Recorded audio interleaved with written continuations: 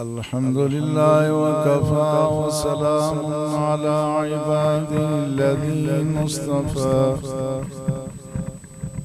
अम्मा बअदु फ़अऊज़ु बिल्लाहि मिनश शैतानिर रजीम बिस्मिल्लाहिर रहमानिर रहीम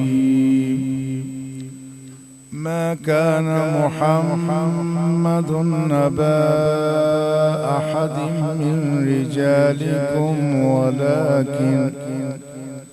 वलाकिन रसूलुल्लाहि व खातमन नबिय्यीन व कान अल्लाहु बिकुल्लि शैइन अलीमा आमन्तु बिल्लाहि सदक़ल्लाहु मौलानल अज़ीम क़ाल अल्लाहु तबारक व तआला फ़ी शान हबीबिल करीम इन्नल्लाह व मलाइकतहु युसल्लूना अलन नबी या अय्युहल्लज़ीना आमनू सल्लू अलैहि व सल्लिमू तस्लीमा अस्सलातु वस्सलामु अलैका या सय्यदी या रसूलल्लाह व अला आलिका व अस्हाबिका या सय्यदी या हबीबल्लाह।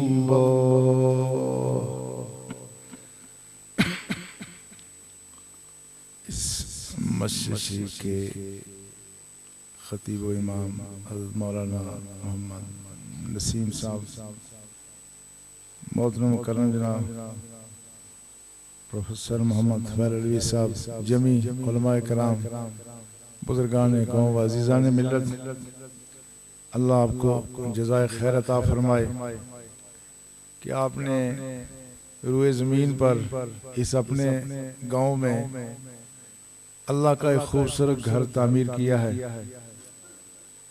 और इस घर की आबादी का एहतमाम भी पहले से ही कर लिया। अक्सर मकामात पर मसाजिद तामीर होती हैं, मगर बाज़ मसाजिद में तो पाबंदी से पंजगाना नमाज भी नहीं होती।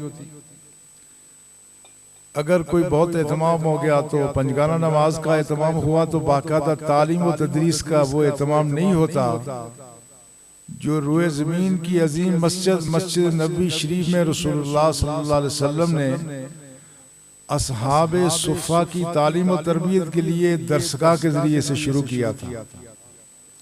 मगर इस मस्जिद शरीफ की तामीर से पहले आपने यहाँ ख्वातीन का बाकायदा मदरसा शुरू किया जो अल्हम्दुलिल्लाह अल्लाह के फज़ल व एहसान से जारी व सारी है। आज जहाँ नौजवान नस्ल की तालीम व तरबियत की बड़ी शदीद ज़रूरत है, वहाँ ख़वातीन की बिलखुसूस तरबियत की ज़रूरत है। ख़वातीन का अगर माहौल वो दीन से हम आहंग हो तो रसूलुल्लाह सल्लल्लाहु अलैहि वसल्लम फरमाया अल-मरअतु राइयतुन अला बैत ज़ौजिहा व मसऊलतुन अन्हा, ये घर की चार दीवारी की हुक्मरान खातून हुआ करती है। क्योंकि मर्द अपने रोजगार के सिलसिले में, अपने कारोबार के सिलसिले में, कस्बे माश में मर्द माहिर होते हैं, तो वो शख्सियत जिसकी हमेशा हुकूमत घर के अंदर रहती है वो खातून खाना ही होती है। उसकी सोच, उसकी फिक्र वो हमेशा औलाद को मुतासर करती है। इसलिए आपने इसका पहले से एहतमाम किया, अल्लाह अजर जज़ील अता फरमाए। आज की इस पाकीज़ा महफिल के लिए गुफ्तगू कई तरह से हो सकती थी, मगर आज इस मजलिस के आगाज के लिए जिस आयत का इंतखाब हमारे कारी साहब ने किया, मैं भी चाहता हूँ कि उसी पर ही बात की जाए।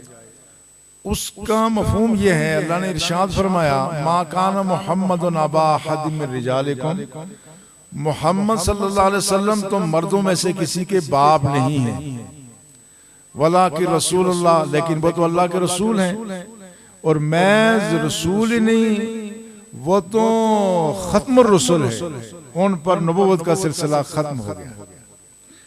इसलिए मिलाद शरीफ के हवाले से ये बात पेश नजर रहे कि दुनिया में जो भी कोई अजीम वाक़यात रूनुमा हुए मखलूक के खुदा की हिदायत के हवाले से, अल्लाह जल्ल शानुहु ने उन मौक़े को मखसूस अंदाज में मनाने का एहतमाम भी किया और उनको याद रखने का एहतमाम भी किया।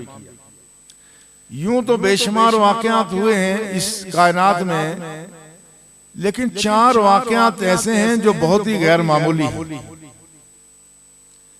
सबसे पहला वाक़या उस वक्त रूनुमा हुआ जब अल्लाह जल्ल शानुहु जो इस चीज पर कादिर है कि वो कुन से जहानों को तख्लीक फरमा दे, और उसने जहानों को पैदा भी कुन से ही किया। बस उसने हुक्म फरमाया, जहान पैदा हो गया। इसके लिए कोई ना इंतजार हुई ना कोई एहतमाम हुआ।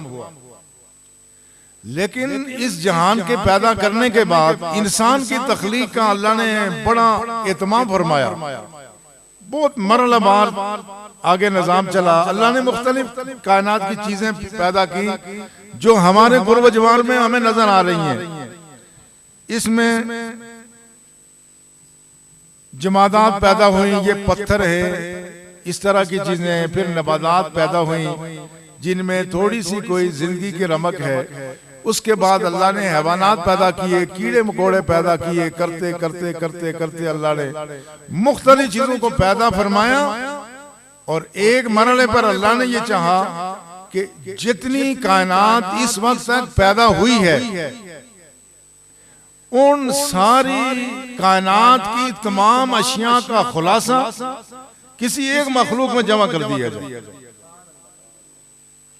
जितनी मखलूक में खूबियां हैं, उन सब की खूबियां और उनकी ख्वाहिशात जरूरियात को यकजा किया जाए।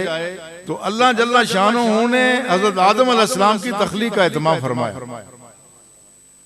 मगर ये सारा जहान जिसकी कोई हद नहीं है कि कहां से शुरू होता है कहां खत्म होता है।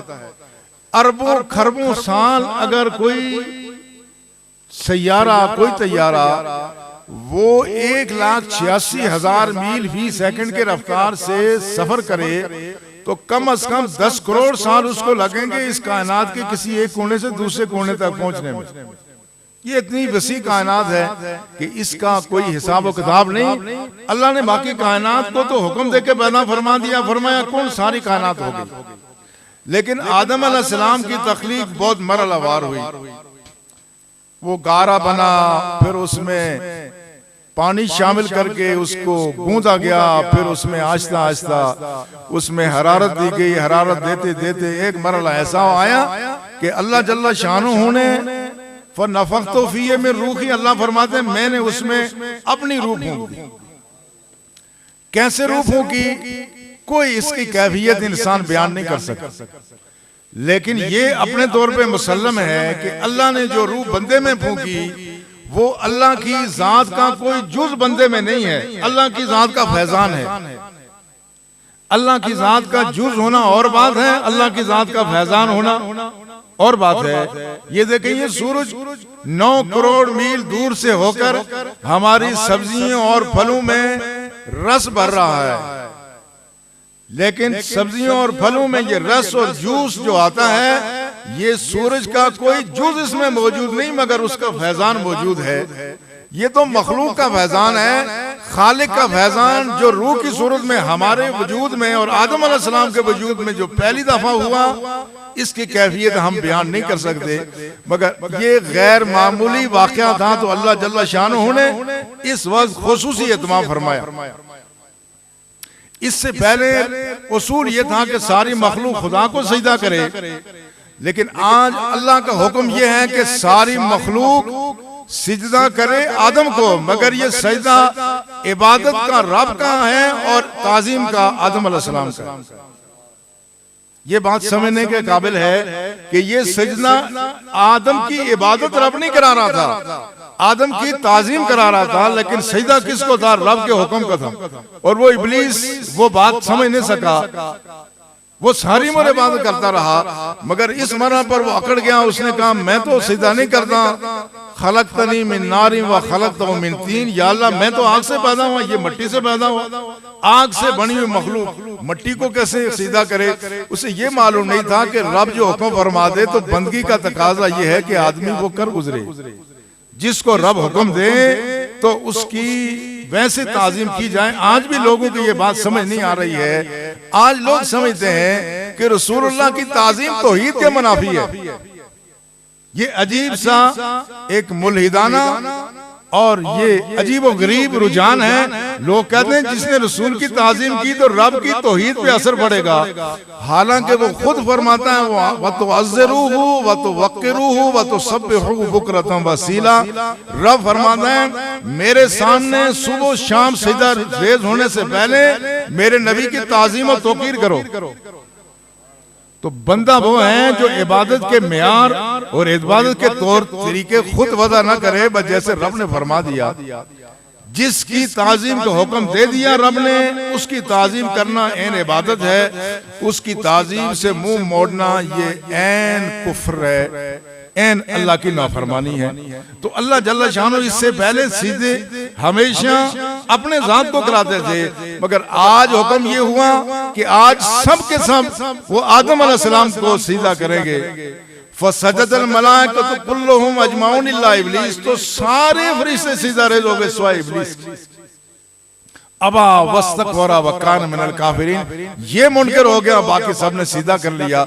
मगर आदम अलैहिस्सलाम की पैदाइश पर जो खुसूसी एहतमाम हुआ, आप उसको आज के दौर में जो भी कहें, गॉड ऑफ ऑनर कहें, उनको उसको सलामी कहें या उनकी ताजीम व तौकीर कहें, मगर था आदम की अजमत को सजदा, लेकिन था सजदा अल्लाह की जात को ही।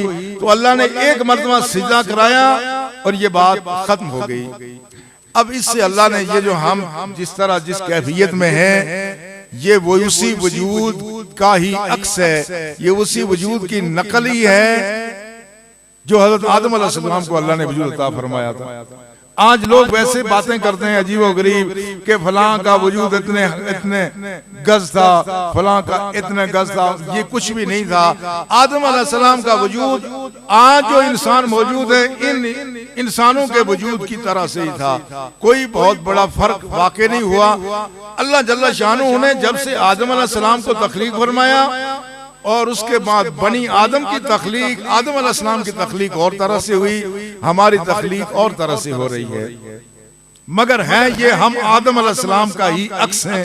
जब से अल्लाह ने आदम को तख्लीक फरमाया, ये तख्लीक का सिलसिला रुक गया है, इसमें मजीद कोई ऑल्ट्रेशन और कोई तब्दीली वाकई नहीं हुई। हालांकि हर चीज में आप देखते हैं, हमारी मोबाइल कंपनियां हैं, ये हर आए दिन कोई ना कोई नई चीज उसमें मुलबाबे डालती हैं, नई चीज बनती है। गाड़ियां आपने एक जमाने में वो ट्रक देखे थे, बसें देखी थी, जिसको स्टार्ट करने के लिए वो हैंडल डालते थे तो यूं घुमाया करते थे, शायद पुराने बुजुर्गों को याद होगा। उसके बाद सेल्फ स्टार्ट क्या कुछ हो गया। आए दिन हमारी ये दुनियावी जो टेक्नोलॉजी है, आए दिन चीजें उसमें शामिल कर रही है, चीजों में सहूलतें पैदा की जा रही हैं और उसमें नफासत और खूबी पैदा की जा रही है। मगर रब्बुल इज्जत जो कौन से चीजों को तख्लीक फरमाता है, उसने जब से आदम को तख्लीक किया, उसने आदम के बाद तख्लीक का सिलसिला हमेशा के लिए बंद कर दिया। इसमें किसी तब्दीली की जरूरत नहीं है, इसमें किसी और ऑल्ट्रेशन की जरूरत नहीं है। ये अल्लाह ने फरमाया, हमने इसको बेहतरीन खलकनल इंसान फी अहसन तक़वीम, हमने इंसान को इतनी खूबसूरत सूरत में पैदा किया, ऐसा हुस्न जमाल अता फरमाया, अब इसमें किसी तब्दीली की जरूरत नहीं है। तो ये कमाल खल्क हो गया, यानी तख्लीक जो शुरू हुई थी जमादात से, ऊपर आते आते आते हैवानात से, फरिश्तों से आते आते वो अब आदम पर आके तख्लीक का सिलसिला खत्म हो गया। अब तख्लीक कमाल खल्क हो गया, तख्लीक मुकम्मल हो गई। मगर अब जो आ रहे हैं हजरत आदम अलैहिस्सलाम से लेके हजरत ईसा अलैहिस्सलाम तक, ये सारे अच्छे अखलाक वाले लोग थे। आदम अलैहिस्सलाम जब तख्लीक हुए तो उनमें सारी मखलूक का खुलासा अल्लाह ने पैदा कर दिया।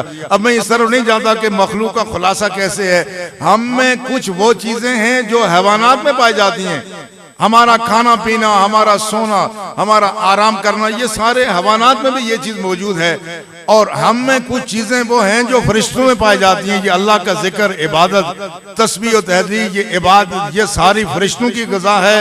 हम इन सारे हैवानात की खुसूसियात भी लेकर के, फरिश्तों की खुसूसियात भी लेकर के, ये दरमियान में ऐसी मुतवाज़न और ऐसी उम्दा मखलूक है कि इससे बेहतर मखलूक का तसव्वुर नहीं हो सकता। इसलिए फरिश्ते अजमत के मालिक हैं।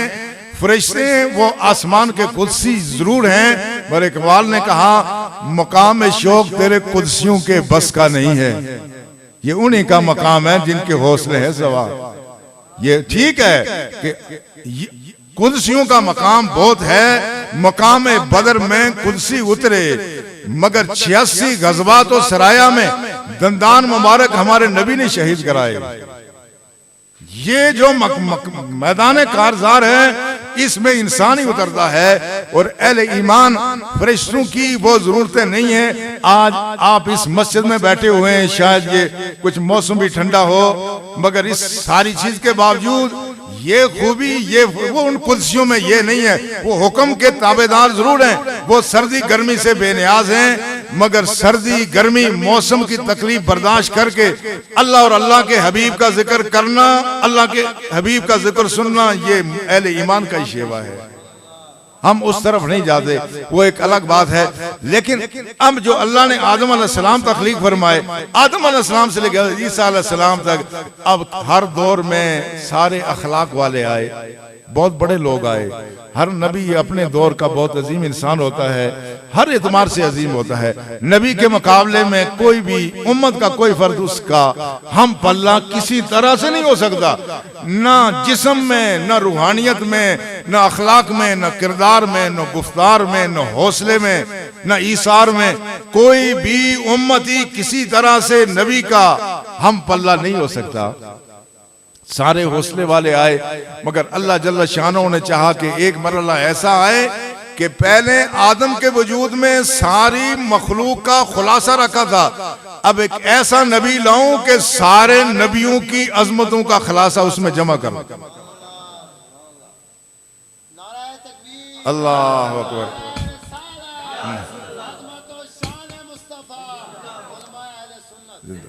अब अल्लाह जल्ल शानो ने कुरान में फरमाया, तरतीब से कुरान पढ़ा जाए तो उसका सवाब हो रहा।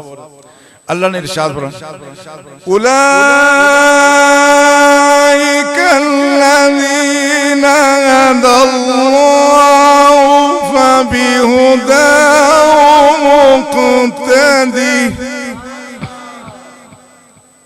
ये फरमाया ऐ अभी, ये सारे जो हैं ये हिदायत के मुजस्मे हैं। उलाइका अल्लज़ीना हदल्लाहु फबिहुदाहु मुक़्तदी, ये सारे राह हिदायत पर ही थे। लेकिन आपकी शान ये है कि सब लोगों की हिदायत का खुलासा हमने आपके वजूद अतहर में और आपके अखलाक में सुमोना है। मगर इस दौरान ये भी हुआ, ये सिर्फ कमाले खुल की नहीं हुआ, तख्लीक में भी अल्लाह की जात और नफासत पैदा करती गई। तख्लीक में नफासत कैसी कि रूए जमीन पर किसी इंसान को वो नफासत कभी मिल नहीं सकती जो जाते ग्रामी रसूल के वजूद को अल्लाह ने अता फरमाई। मैं रूहानियत की बात तो बाद में करूंगा, मैं सिर्फ जाते ग्रामी रसूल इमामुल अंबिया खातमुन नबीयीन के उस जत्ते अतहर की बात करता हूँ जो देखने में आम इंसानों को तकरीबन कई पहलू से इंसानों की तरह से नजर आता था। तवालुद और तनासल के इसी सिलसिले में सरकार तशरीफ लाए, लेकिन सरकार के वजूद को खुदा ने वो सलाहियत बख्शी जो किसी वजूद को इस दुनिया में हासिल नहीं हो सकती कई एतबार से। पहली बात यह है कि ये जो हमारा वजूद है ये ऐसा वजूद है कि इसमें हम पाक साफ खुराक लेते हैं। पानी पिया हमने साफ सुथरा था, खुराक खाई साफ सुथरी, हमारे वजूद में जब दाखिल हुई निजाम इनहिजाम के बाद जब अल्लाह ने हमें ताकत दे दी, खून अलग बन गया, ग्लूकोज अलग बन गया, जो इजाफी फुजला है वजूद से खारिज हो गया, ये निजासत बन गई। हमने पानी पिया, पानी पीने के बाद जब किसी मरहले पर जिस्म का अंदर का दर्जा हरारत बढ़ गया, मैं इसलिए अर्ज कर रहा हूं, ये अल्लाह ने ये मशीनरी ऐसी बनाई है कि इससे बेहतर मशीनरी कोई हो नहीं सकती। हम चढ़ाई में चढ़े, सिंगोले वाले रावलाकोट से चले तो कुछ ऊपर चढ़े तो जिस्म का अंदर का दर्जा हरारत बढ़ गया, तो अब क्या होगा? इस दर्जा हरारत को कम करना मकसूद है, तो अब क्या होगा? वो जो आपने पानी पिया था वो पसीने की सूरत में आपके वजूद से निकलेगा, ये ठंडा पानी निकलेगा तो आपका दर्जा हरारत मुनासिब हद पर रहेगा। अगर ये पानी ना निकले तो हम अंदर का दर्जा बढ़ने के बाद हम हलाकत का शिकार हो सकते हैं। मगर वो जो पानी निकला पसीने की शक्ल में, अब उस पानी से क्या हुआ? जब ज्यादा निकला तो उससे स्मेल आना शुरू हो गई, पसीने से स्मेल आना शुरू हो गई। ये हमारा वजूद है, ये इसमें औलिया शामिल हैं, अस्विया शामिल हैं, अतकिया शामिल हैं, गौस शामिल हैं, अख्ताब शामिल हैं, सारे से हवा शामिल हैं, सारे अंबिया भी इसमें शामिल हैं कि किसी शख्स के वजूद से पसीना निकले तो उस पसीने से कुछ ना कुछ स्मेल सी आना शुरू हो जाती है। ये हकीकत है।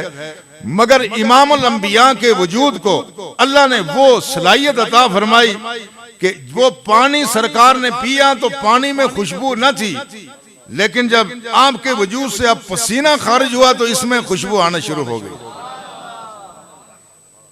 सहाबा कहते हैं, मा सलका रसूलुल्लाह सल्लल्लाहु अलैहि वसल्लम तरीका फयत्तबिउ अहदन इल्ला अरफहु बे अर्के रीही बे रीके अर्हिही।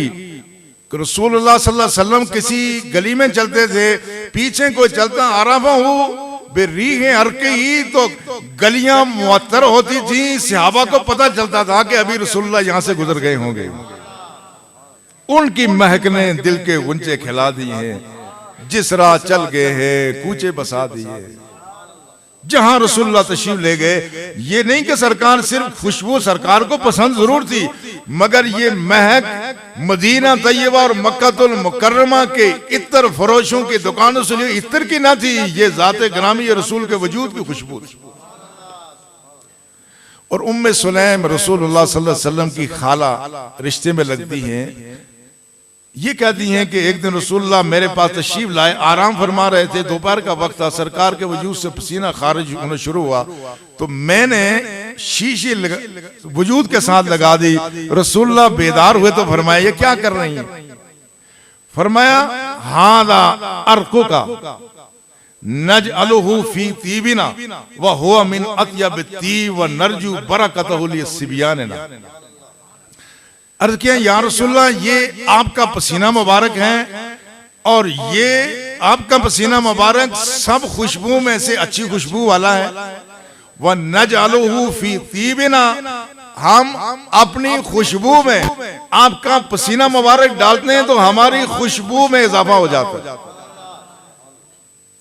इसका एक फायदा ये है, और ये महज खुशबू कोई भी चीज हो, मगर खुशबू किस चीज का इलाज तो नहीं होती। हम परफ्यूम इस्तेमाल करते हैं, क्या परफ्यूम से किसी चीज का इलाज हो सकता है? नहीं हो सकता, खुशबू है।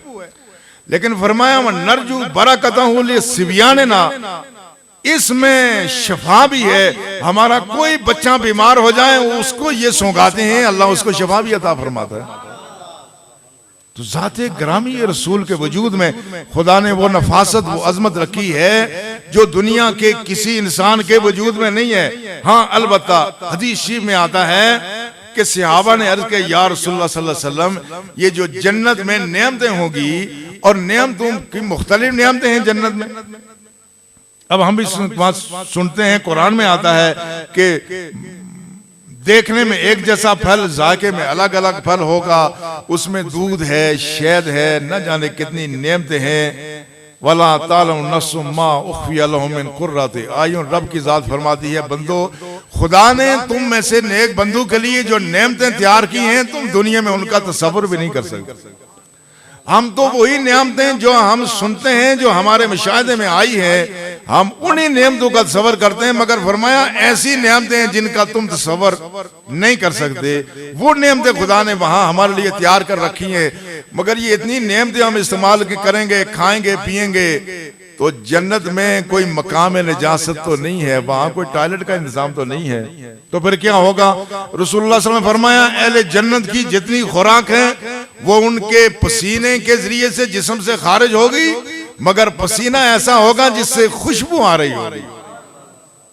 तो पता क्या चला कि अहले जन्नत इस दुनिया से जा करके अपने आमाल और खुदा के फजल के नतीजे में जब उनकी जन्नत की जिंदगी शुरू होगी, तो वो खूबी जो अहले जन्नत को जन्नत में हासिल होगी, अल्लाह ने अपने हबीब को दुनिया में अता फरमा दी। अल्लाह अकबर, या रसूलुल्लाह सल्लल्लाहु अलैहि वसल्लम, जिंदाबाद जिंदाबाद।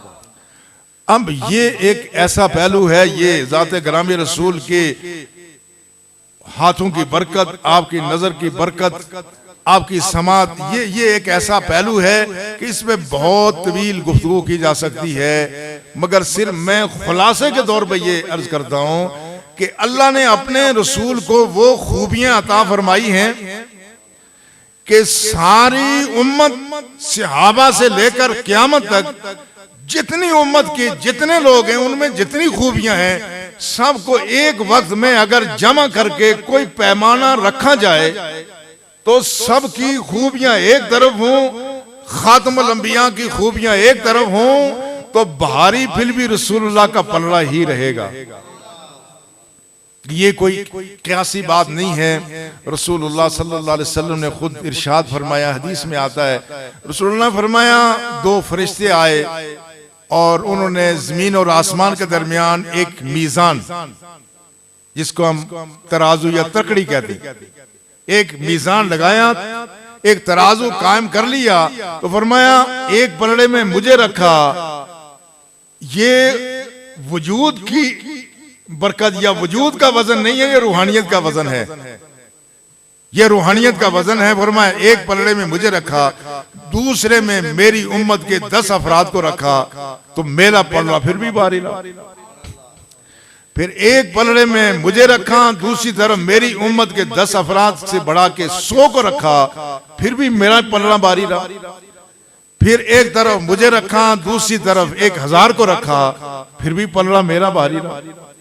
तो एक फरिश्ते ने दूसरे से कहा, लो वज़िनतहु बे उम्मतिही लरजहा।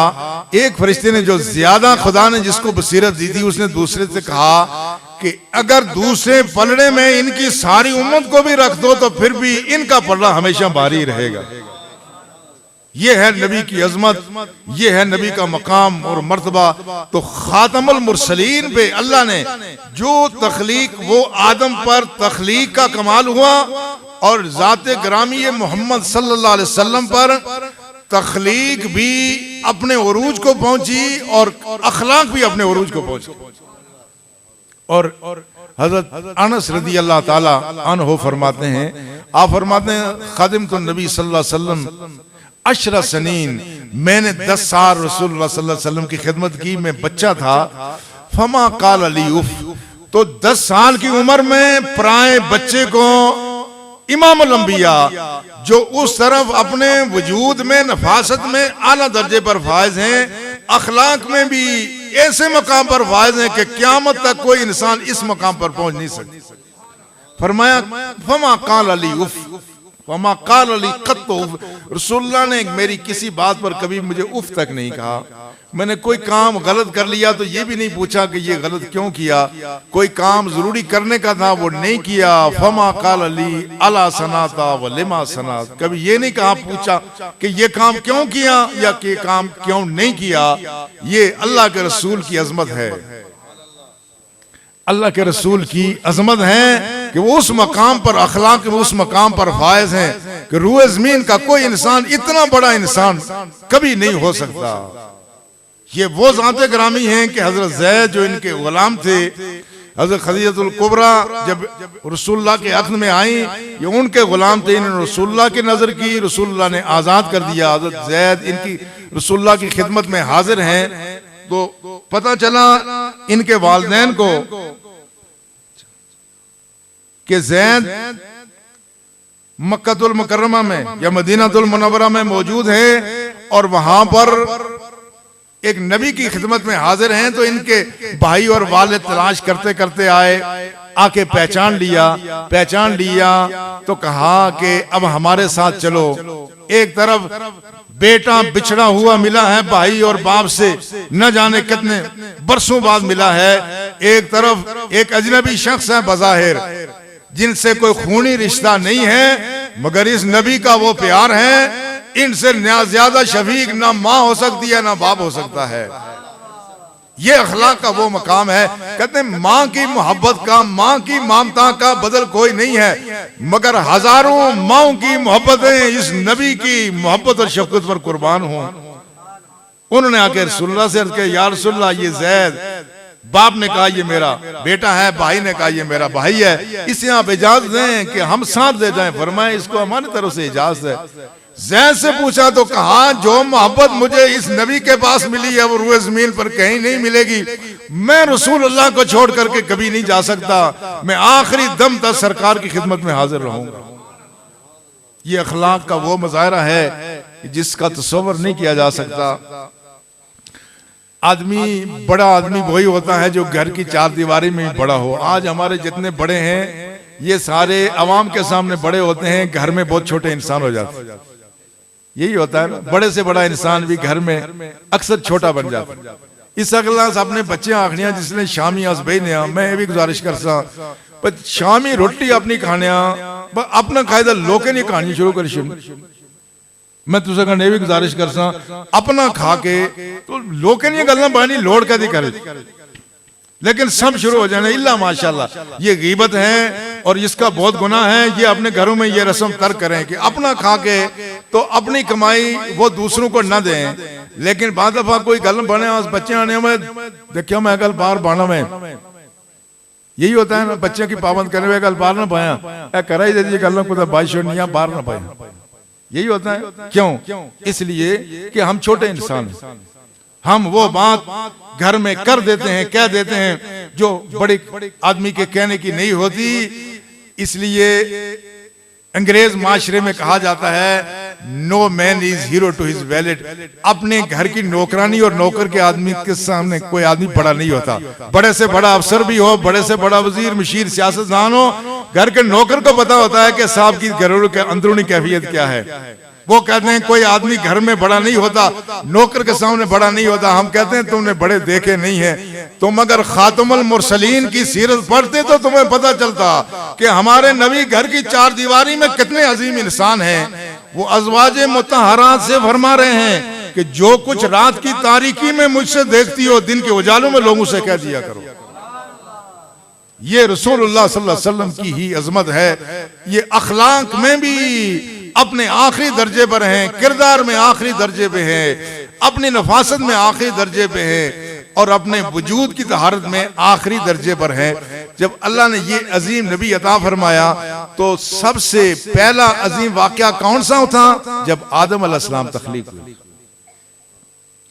आदम अलैहिस्सलाम तख्लीक हुए तो एक दफा फरिश्तों ने सिजदा किया, दूसरी मर्तबा आदम की ताजीम के लिए सिजदा नहीं कराया। लेकिन जब रसूलुल्लाह अल्लाह के हबीब दुनिया में तशरीफ लाए तो शजरो हजर झुके, बुत झुके और न जाने कायनात की क्या क्या शय रसूलुल्लाह के सामने झुकी और आपको सजदा ताज़ीम किया। लेकिन सिर्फ यही नहीं कि अल्लाह ने एक दफा ही सजदा कराया, अल्लाह की जात हर सोमवार को जब रसूलुल्लाह की तशरीफ आवरी की वो घड़ी आती है, खुदा की जात तय खाक मिलादुल नबी का एहतमाम करती है। वो कैसे? जो इमाम बुखारी ने मशहूर हदीस नकल की है किताब निकाह में, वो किससे मुताल्लिक है? वो अबू लहब से मुताल्लिक है। और अबू लहब ने क्या किया था कि जब ये रिश्ते में रसूलुल्लाह का चचा लगता था और जब इसकी लौंडी ने सुवैबा ने आके इसको खबर दी कि तुम्हारे भाई अब्दुल्ला के घर में खुदा ने बच्चा दिया है, तो अरबों का ये उसूल रवाज होता था, खुशियों में वो कोई ना कोई काम अच्छा करते थे। तो उसने अपने हाथ से इशारा करके कहा, आ तक तो के मैंने इस खुशी में, अपने भतीजे की दुनिया में आने की खुशी में, आ तक तो के मैंने तुझे आजाद कर दिया, मैंने तुझे आजाद कर दिया।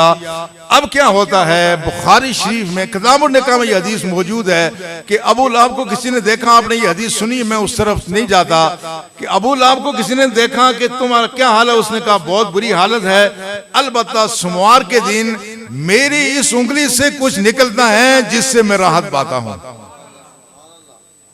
हर सोमवार को पता चलता है कि अल्लाह के नबी की तशरीफ आवरी में कोई अगर गैर मुस्लिम भी किसी तरह से खुशी मना ले तो अल्लाह जल्ला शानो उसको भी सवाब से महरूम नहीं रखता।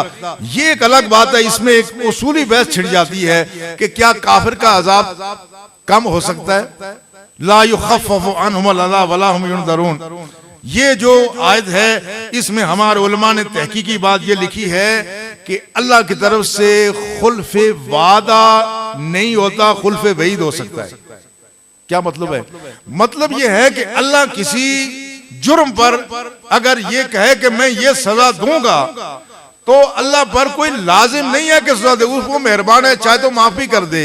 हाँ, ये नहीं हो सकता कि खुदा किसी बंदे को नेक अमल पर अजर सवाब का वादा करे और वो उसको अजर सवाब अता फरमाए, लिहाजा ये अल्लाह की शान है। लेकिन हुआ क्या, अब अंदाजा करें, हर सोमवार को जब वो घड़ी आती है तो अबू लहब जैसे बदतरीन काफिर को भी तय खाक उसका फैज मिलता है। तो गोया खुदा हर सोमवार को अपने हबीब की तशरीफ आवरी के वक्त तो खुशी मना रहा है ना, जब ही तो तखफीफ अजाब होती है। इसलिए ये महज ख्वाब नहीं है, इस पर एक अजीब बड़ी उम्दा बहस है कि ये ख्वाब की क्या हैसियत है। ये ख्वाब नहीं है, ये इस ख्वाब में हदीस की तासीर मौजूद है। चूंकि मामूल क्या था, मामूल ये था कि रसूलुल्लाह सल्लल्लाहु अलैहि वसल्लम फजर की नमाज अदा करने के बाद सहाबा की तरफ मुतवज्जे होते थे। सुभान अल्लाह, कैसा दौर हुआ होगा, ऐसा दौर रूए ज़मीन पे अब कभी नहीं आएगा जब सरकार सामने तशरीफ फरमाते। खुशा वो दौर के दीदार आम था उनका, खुशा वो दौर के यसरब मकाम था उनका। तो रसूलुल्लाह फरमाते, मन रा मिनकुम रुयतन फलयकुस्सा फअब्बिर अन्हा। फरमाते तुम में से किसी ने कोई ख्वाब देखा हो तो बताए, मैं उसकी ताबीर बता दूं। तो ये ख्वाब हजरत अब्बास ने देखा और यकीनन हज़रत अब्बास ने यह ख्वाब रसूलुल्लाह की खिदमत में अर्ज भी किया होगा और रसूलुल्लाह सल्लल्लाहु अलैहि वसल्लम ने इसकी ताबीर बताते हुए वो खुशखबरी भी दी होगी। ये बात हमें कहां से मालूम होगी? ये ख्वाब बताने और इसके कराइन क्या बताते हैं कि हज़रत अब्बास ने रसूलुल्लाह को बताया होगा, यकीनन बताया होगा। पता ये चलता है कि वो जो महफिल मिलाद जो ग़ज़वा तबूक से वापसी पर जिसका एहतमाम हुआ था उसके मेजबान कौन थे? हज़रत अब्बास ही तो थे। उनको रसूलुल्लाह ने यकीनन इस ख्वाब की ताबीर और अजर सवाब बताया। तो लिहाजा इब्ने अब्बास के घर में और हज़रत अब्बास ने हमेशा महफिल मिलाद अक्सर की और रसूलुल्लाह सल्लल्लाहु अलैहि वसल्लम के दुरूद और सलाम आपकी शान में हमेशा उन्होंने पेश किया। लिहाजा ये महज ख्वाब नहीं, इसमें हदीस की तासीर मौजूद है। लिहाजा अल्लाह जल्ला शानो उसका एहतमाम फरमाते हैं और जब सोमवार का दिन आता है अल्लाह जल्ला शानो खास तौर पे इसका एहतमाम करते हैं। और अल्लाह रब्बुल इज्जत को ये चीज पसंद भी है कि अहले ईमान भी इसका एहतमाम करें। बाद दफा लोग ये कह देते हैं कि नमाजों पर जोर दें, अखलाक पे जोर दें, झूठ ना बोला जाए, गीबत ना की जाए, रिज़्क़ हलाल का एहतमाम किया जाए। हम कहते हैं ये सारी चीजें, इससे किसका इनकार है? मगर अल्लाह के रसूल की तशरीफ आवरी पर खुशी ये एक अजीम अमल है और जो शख्स ये अमल करता है रब की जात की खुसूसी उस पर रहमतें नाज़िल होती हैं। इसमें तो नेमत का पता चलता है ना। हम जो आज यहाँ गुफ्तगू कर रहे हैं इससे हमें यही पता चल रहा है ना कि खुदा ने कितना बड़ा करम कर दिया कि इतना अजीम नबी हमें अता फरमाया कि जिसकी वजूद की इतनी नफासतें बरकतें, जिनकी अखलाक की इतनी अजमत है। तो ये अखलाक अपनाने के लिए तो तरगीब ही हो रही है ना। तो इसके साथ साथ जो बात है वो क्या है कि रसूलुल्लाह सल्लल्लाहु अलैहि वसल्लम तशरीफ आवरी पर खुशी का इज़हार, ये अहले ईमान का वतीरा है। इसलिए जो आज आपने यहाँ एहतमाम किया है ये कोई नई बात नहीं है, ये किसी तरह से कोई नई बात नहीं है। बाद दफा लोग इस नाम पर भी बहुत खफा हो जाते हैं। अच्छा, अपने ईद की बात करते हैं। मुसलमानों की तो दो ही ईदें हैं, ईद उल फितर है या ईद उल अजहा है। ये ईद मिलादुल नबी आपने नया नाम निकाल दिया, देखें नई चीज आ गई, बिदअत हो गई, फलां हुआ, ये हुआ। अच्छा, हम कहते हैं ठीक है, आप जो बात कहते हैं जरा थोड़ा अपने दिलो दिमाग को हाजिर रख के अगर समझने की कोशिश करो, ये बात तुम्हें समझ में आ जाए। ये बात ठीक है कि दो ईदें हमारी हैं, मगर इसका मतलब ये नहीं कि तीसरी ईद नहीं है। पहली बात ये कि हजरत इब्ने अब्बास रज़ी अल्लाह ताला अन्हो से ये हदीस मरवी है, एक शख्स ने जब ये आयत सुनी, यहूदी ने सुनी, अल यौमा अकमलतु लकुम दीनकुम व अतममतु अलैकुम नेमती व रदीतु लकुमुल इस्लाम दीना। ये जो आयत नाजिल हुई कि आज के दिन हमने तुम्हारे लिए तुम्हारा दीन मुकम्मल कर दिया, अतममतु अलैकुम नेमती, नेमत मुकम्मल कर दी, व रदीतु लकुमुल इस्लाम दीना, तुम्हारे लिए दीन इस्लाम को हमने पसंद कर दिया।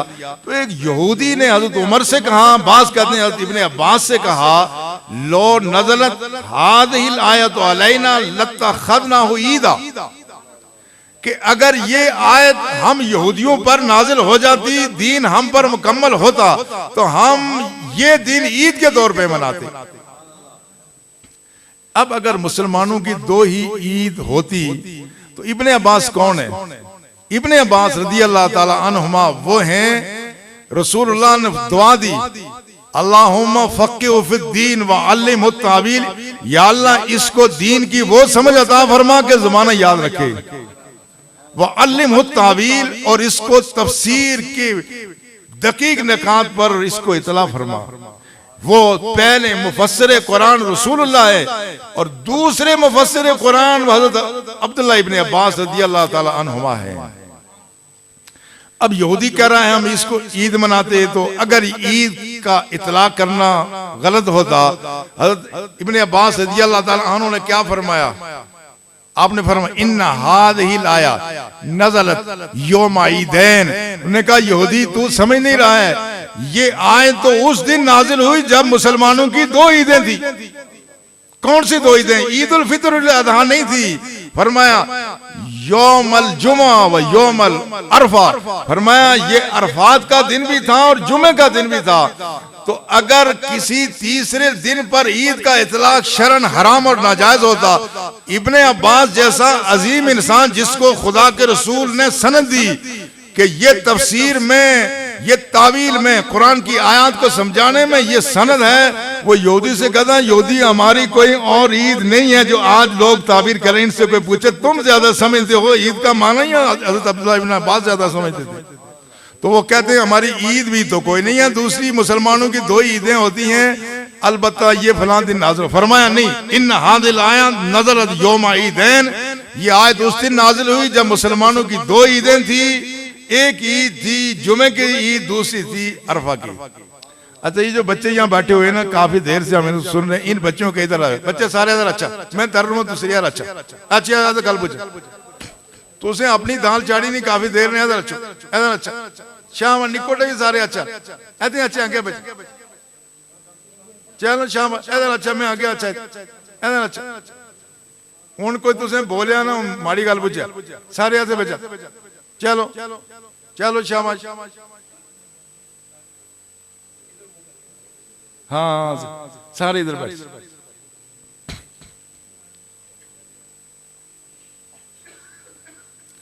तो अब क्या बात हुई?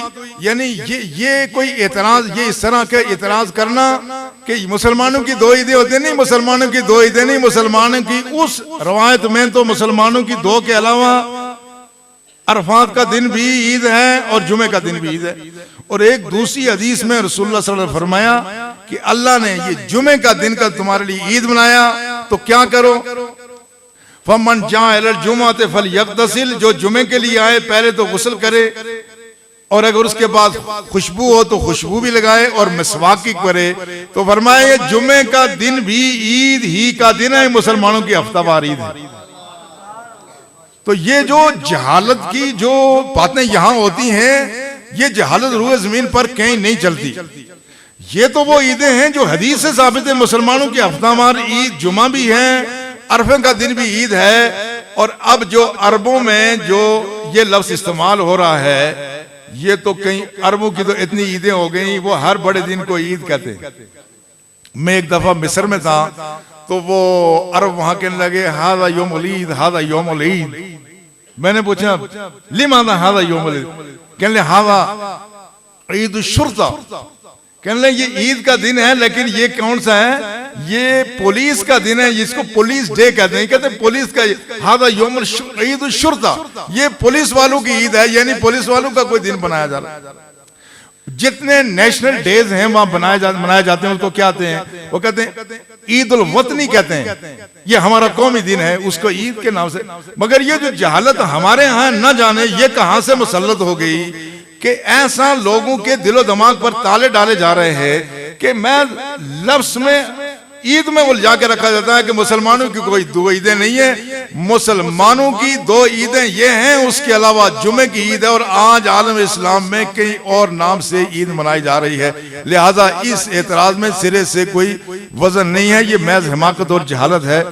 तो पहली बात यह है कि ये नाम भी कोई ऐसा अजनबी नहीं है। और जो काम आप कर रहे हैं, अब हमने इस वक्त तक क्या किया है? हम तो अल्लाह का शुक्र अदा कर रहे हैं कि अल्लाह ने कितना करम फरमाया कि इमामुल अंबिया हमें अता फरमाए। बाकी उम्मतों को अंबिया मिले, हमें इमामुल अंबिया मिले। इससे बढ़कर कौन सी दौलत हो सकती है? हम रसूलुल्लाह सल्लल्लाहु अलैहि वसल्लम की अजमत भी बयान करते हैं और अल्लाह का शुक्र भी अदा करते हैं कि अल्लाह ने हमें ये नेमत अता फरमाई है।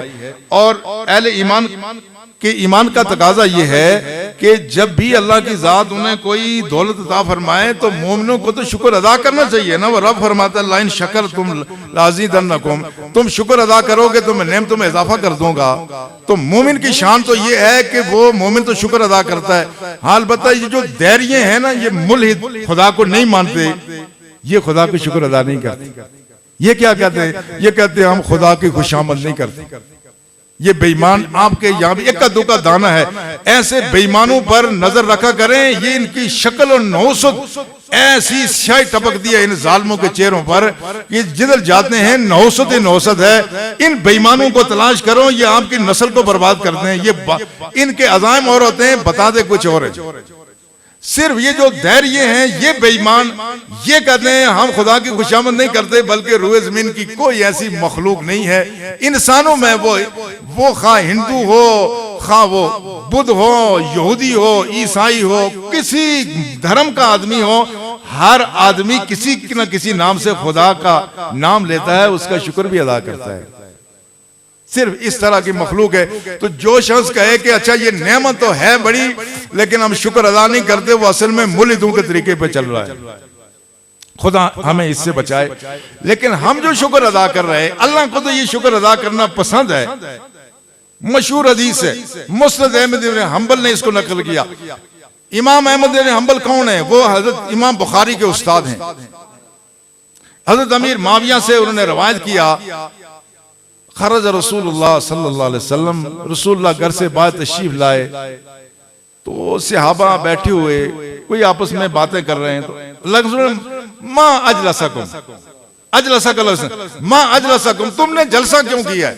तुम बैठे क्यों हो? आपसे पूछे ना माँ अजलसकुम, ये महफिल तुमने क्यों सजाई है? तो सहाबा ने कहा जलसना नदुल्लाह व नहमदु अला मा हदाना लिदीनी व मन्ना अलैना बिक या रसूलल्लाह, हम इसलिए यहाँ बैठे हैं कि हम खुदा से दुआएं भी करते हैं, खुदा को याद भी करते हैं, और खुदा ने आपके जरिए जो हम पर एहसान किया, हम खुदा का शुक्र भी अदा कर रहे हैं। अल्लाह के रसूल ने इरशाद फरमाया अल्लाह मा अजलसकुम इल्ला ज़ालिक, तुम कसम खा के ये कह सकते हो कि तुम्हारे यहाँ आने का मकसद यही है? अब जरा सोचो कि अल्लाह के रसूल को कसम देने की जरूरत क्यों पड़ी। ये याद रहे, ये मुमकिन नहीं कि अल्लाह का रसूल किसी के नियत इरादे पे इतला पाना चाहे तो उसको इतला न मिले। वो तो बगैर चाहत के अल्लाह के रसूल के सीने पर मखलूक के अहवाल नहीं, दिल की कैफियत झलकती हैं। बुखारी शरीफ की हदीस में फरमाया, वल्लाहि मा यख्फा अलैया रुकूकुम वला खुशूकुम व इन्नी लअराकुम वराह ज़ारी। लोगों देखना मेरे पीछे नमाज पढ़ने वालों, तुम्हारा रुकू और तुम्हारा खुशू मुझसे पोशीदा नहीं है, मैं तुम्हें पीछे भी बिल्कुल वैसे ही देखता हूं जैसे आगे देखता हूं। अल्लाह अकबर, या रसूल अल्लाह, जिंदाबाद जिंदाबाद। लेकिन रुकू और सुजूद को देखना, ये तो आज की जदीद टेक्नोलॉजी भी ऐसी करती है। मैं उस तरफ नहीं जा रहा हूं। आज का जो सेंट्रल नेविगेशन सिस्टम है यूरोप में, अब हमारे यहाँ भी आ गया, जिसमें सैटेलाइट के जरिए से दुनिया में करोड़ों इंसानों को देखा जा रहा है, उनकी हरकत को मॉनिटर किया जा रहा है, गाड़ियां देखी जा रही हैं, आपको रास्ते बताए जा रहे हैं। ये बात तो हमारी टेक्नोलॉजी भी करती है, मगर अल्लाह अपने अंबिया को वो खूबियां देता है जो किसी जमाने की टेक्नोलॉजी नहीं दरियाफ्त कर सकती। फरमाया, मा यख्फा अलैया रुकूकुम वला खुशूकुम। सहाबा याद रखना, तुम्हारे दिल की धड़कनें भी मुस्तफा की निगाह से पोशीदा नहीं है, दिल की कैफियत भी पोशीदा नहीं है। अल्लाह के रसूल को पता तो था ही, लेकिन फिर भी पूछा कि कसम खा के कहते हो? उन्होंने कहा, या रसूलल्लाह वल्लाहि मा अजलसना इल्ला ज़ालिक। या रसूलल्लाह, हमारे हाजिरी का मकसद, इस जलसे का मकसद सिर्फ और सिर्फ यही है। क्या आपका मकसद यही है या नहीं है, कोई और मकसद है? तो अल्लाह का कितना एहसान है कि वो जो सहाबा की महफिल का रंग था, आज इस मस्जिद में अहले ईमान की महफिल का रंग भी वही है। कितनी अजमत है इस दीन की कि 1500 साल गुजरने के बावजूद भी आज मदीना तैयबा का रंग हमारी महफिलों में झलक रहा है। रसूल ने फरमाया,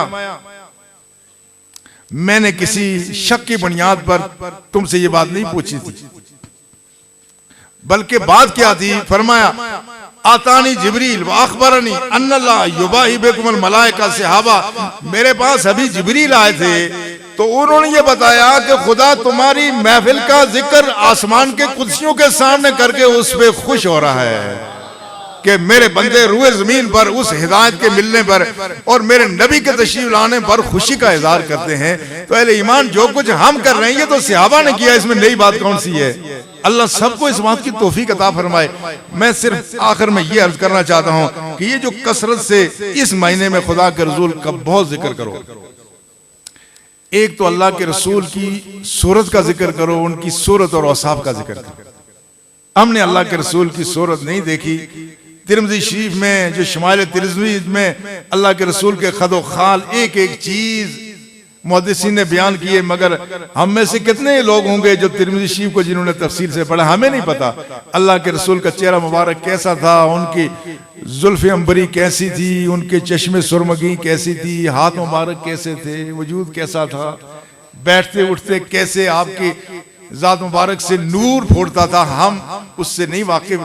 अब इस महीने में कसरत से अल्लाह के रसूल की सूरत बयान की जाए और साथ सीरत भी बयान की जाए कि सुबह बेदार होने से लेकर के शाम को दाएं करवट पर हाथ यूं रख करके आराम करने तक अल्लाह के रसूल की सुन्नतें क्या थी, ये सारी सुन्नतें बयान होनी चाहिए। तो उसका फायदा क्या होगा? उसका फायदा ये होगा कि अल्लाह के रसूल की सूरत भी हमारी आंखों में समा जाएगी और अल्लाह के रसूल की सीरत भी हमारी आंखों में समा जाएगी। हम हर मरहले पे हर काम करने से पहले अगर ये देखें कि इमामुल अंबिया ने ये काम कैसा किया, तो फिर हमारी जिंदगी सारी संवर जाए। अल्लाह के रसूल की सूरत भी सामने हो, सीरत भी सामने हो, तो यकीन करें ये दुनिया आदमी के लिए जन्नत नमा बन सकती है। इसलिए इकबाल ने फरमाया कि जो लोग कसरत से रसूलुल्लाह का जिक्र करते हैं, खुदा उनको ये सादत अता फरमाता है कि उनकी नजर में रसूलुल्लाह की सूरत और सीरत समाती है। तो फरमाया, जिस शख्स की नजर में, जिसके तसव्वुर में, चश्मे तसव्वुर में रसूलुल्लाह की सूरत और सीरत समा जाए, वो अगरचे हजारों साल बाद भी जिंदा हो, लेकिन वो मदीना तैयबा की बहारों में सहाबा के दौर की बहारें लूट रहा होता है। और जब कोई अल्लाह का बंदा ऐसा करना शुरू कर दे, तो यकीनन आपने देखा होगा कि अक्सर जिन चीजों को हम हमेशा याद करते हैं वो रात को ख्वाब में भी आ जाते हैं। अक्सर ख्वाब में होती। तालिब इल्मों को अक्सर रात में भी किताबें नजर आती हैं, पेपर नजर आते हैं, क्लासरूम इम्तिहानी हाल नजर आते हैं। दुकानदारों को रात को दुकान में गाहक नजर आते हैं, उधार वाले नजर आते हैं, नकदी वाले नजर आते हैं। यही होता है ना, जो जिस शोबे का उसको वही चीजें रात को नजर आती हैं, दिन को हम सोचते हैं। मगर जिसकी नजर में अल्लाह के रसूल समा जाए, वो एक रात यकीनन उसकी जिंदगी में आती है जब अल्लाह के रसूल उसको ज़ियारत करा देते हैं। तो जब अल्लाह के रसूल ज़ियारत करा लें तो फिर इसका क्या फायदा है। रसूल ने फरमाया मन रानी फिल मनाम फसा यारानी फिल यकदा, फरमाया मेरे जिस उम्मती ने ख्वाब की हालत में मुझे देखा वो अनकरीब बेदारी की हालत में मुझे देखेगा। तो मुहद्दिसीन फरमाते हैं कि बेदारी की हालत में यकीनन अल्लाह के रसूल ज़ियारत कराएंगे, मगर हमें वो ताब नहीं है कि हम ताब ला सकें। अल्लाह के रसूल का वादा तो सच्चा है, तो फिर वो दीदार कब होगा।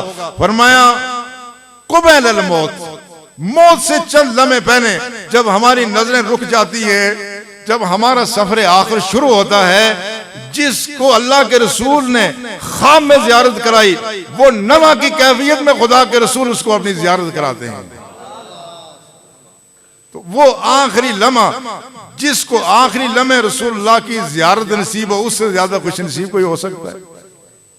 तो महफिल मिलाद करने वालों, ये हमें उस वक्त पता चलेगा जब हमारा सफर आखिरत शुरू होगा। तो जिसको रसूलुल्लाह आखिर में अपना दीदार कराएं और फिर कब्र में दीदार कराएं, उससे ज्यादा खुश नसीब कौन हो सकता है। इसलिए किसी ने कहा गरचे तकलीफे नज़ाम हो, मगर गरचे तकलीफे नज़ाम हो मगर उल्फत भी कुछ कम नहीं। किसी के छूटने, किसी से मिलने की है उम्मीदें, किसी के छूटने का गम नहीं। मौलाना अबू नूर मोहम्मद बशीर साहब एक बड़े आलिम थे, वो कहते थे कि कब्र में सरकार आए तो मैं कदमों पे गिरूं, फरिश्ते अगर उठाएं तो मैं उनसे ये कहूं कि मैं पाए नाज से अब ए फरिश्तों क्यों उठूं, मर के पहुंचाऊं यहां इस दिलरुबा के वास्ते। ये है मोमिन की शान कि जिंदा रहा तो अल्लाह के रसूल को अपनी आंखों में, अपने सबर में उसमें बसाया, खूबसूरत पाकीज़ा जिंदगी गुजारी, दुनिया से गया तो अल्लाह के रसूल से मिलने की उम्मीद में गया। जो लोग ये कहते हैं कि अल्लाह के रसूल मर के मिट्टी हो गए, माज़ अल्लाह मुर्दा हो गए, तो तुम उनका यौम मिलाद क्यों मनाते हो, उनका यौम मिलाद क्यों मनाते हो। ये भी एक बहुत बड़ा धोखा है। हम ये पूछते हैं, पहली बात ये, आप तो अल्लाह के रसूल की बात कहते हो। अल्लाह के रसूल ने फरमाया इन्नल्लाह हर्रम अलल अर्द अन ताकुला इसादल अंबिया, खुदा ने जमीन पर हराम करार दिया है कि अंबिया का इज्साद को खाए। इन्न नबी अल्लाह हय्युन जुर्ज़क, खुदा के जितने नबी हैं उन सबको खुदा ने हयात अता फरमाई है, उनको रिज्क भी दिया जाता है। तुम तो अजीब बातें करते हो, अजीब अहमकाना बात करते हो। ये तो आम नबी हैं जो शबे मेराज को अक्सा में जो सारे नबी 1,24,000 जमा हुए थे, तो वो किसके साथ जमा हुए, अपने अजसाद के साथ जमा हुए। तो अंबिया को अपने हाल पे क्यास करना ये सबसे बड़ी हिमाकत है। तो इमाम अल अंबिया की हयात की शान क्या होगी। मगर जिसका ये अकीदा हो कि वो मर गए, और ये बात मैं इसकी थोड़ी सी वजाहत करना चाहता हूँ। कहते हैं जी इसी दिन रसूलुल्लाह का वसाल भी हुआ था, तो तुम देखो वसाल के दिन जलसे करते हो, जुलूस करते हो, ये तो बड़ा जुल्म है। मैं लोगों को धोखा देने के लिए, अब रसूलुल्लाह सल्लल्लाहु अलैहि वसल्लम ने जुमे के लिए फरमाया कि जुमे का दिन मुसलमानों का ईद का दिन है। फी है खुले का आदम व फी है कुबद, फरमाया इसी दिन आदम अलैहिस्सलाम की पैदाइश भी हुई और जुमे के दिन ही आदम अलैहिस्सलाम का वसाल भी हुआ। लेकिन फिर फरमाया इन्ना हादा यौमल ईद, ये जुमे का दिन फिर भी ईद का दिन ही है। तो आदम अलैहिस्सलाम जिस दिन पैदा हुए उस दिन वसाल हुआ, तो फिर भी जुमे का दिन ईद का दिन ही है। तो जब रसूलुल्लाह जिस दिन तशरीफ लाए, अगर रसूलुल्लाह का उस दिन वसाल भी हो तो फिर भी ये दिन मनाने में कोई अमर माने नहीं है। तुम तो इमाम अल अंबिया की बात करते हो, हम तो रसूलुल्लाह के गुलामों को जो सैकड़ों साल बाद या हजारों साल बाद भी इंतकाल करें, हम तो उनका शोक नहीं मनाते, हम तो उनका उर्स मनाते हैं। तुम हमें कहां ले जा रहे हो। तुम्हारा मजाज और है, हमारा मजाज और है। तुम्हारे मर गए हमारे तो औलिया भी जिंदा हैं, इमाम अल-अंबिया की तो शान ही और है। लिहाजा अहले ईमान बड़ी मोहब्बत और प्यार से अल्लाह के रसूल का कसरत से जिक्र करो, अपनी नस्लों को ये चीजें सिखाओ। रसूल ने फरमाया दो चीजें औलाद को सिखाओ, क्या? अल्लिमू औलादकुम अल कुरान व मोहब्बत नबी कल करीम। दो सबक इन बच्चों को जरूर सिखाना, एक तो कुरान जरूर सिखाना, दूसरा रसूलुल्लाह की मोहब्बत जरूर सिखाना। कुरान पढ़ गए मोहब्बत ना सीखी तो फिर भी अधूरे। और अगर वैसे मोहब्बत नंगों मलंगों की मोहब्बत हमें नहीं चाहिए, जो आज की मोहब्बत है बेनमाजियों की, नंगों की, चर्सियों की, ये मोहब्बत हमें नहीं चाहिए। हमें वो मोहब्बत चाहिए जो इत्तबाए रसूल हमें सिखाए। अल्लाह हमें तौफीक अता फरमाए। वमा अलैना।